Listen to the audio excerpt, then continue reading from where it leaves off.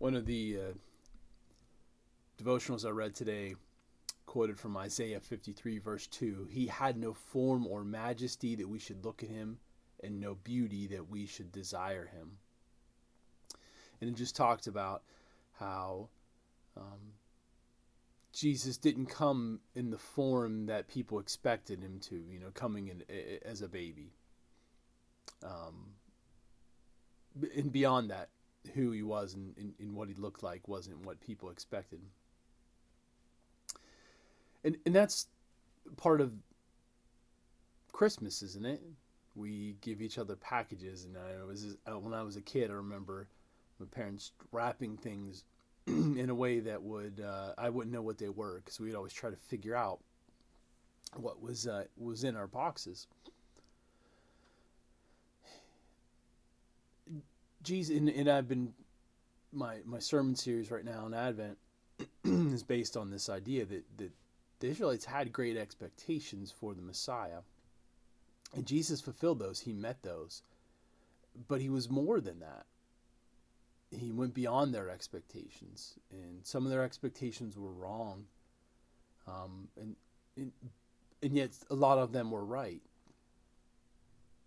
And in spite of the fact that they knew so much about where he should come from and what he should look like and what he should do, they still missed him. Their expectations for who he was and what he would do didn't allow them to see him. And so it just makes me wonder, as God does things and works in ways that are not always packaged the way that we expect. There's been, this year, 2020 has been much maligned, and we've all complained, and we're all over so much of it. But I wonder how much we look for the gifts of God in it, how much we look for his grace in it, how much we see his love in it.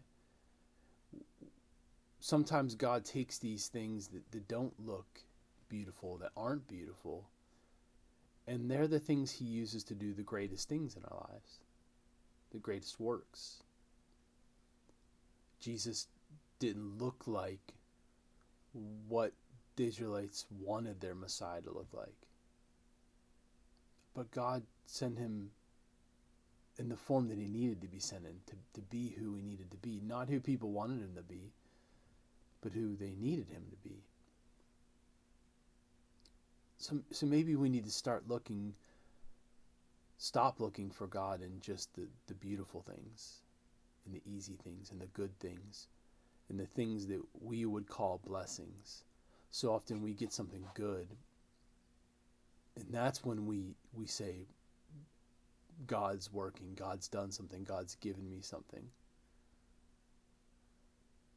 And then in the bad, in the hard, in the painful, in the grief, in the guilt, in all the bad stuff that we have, we don't see him.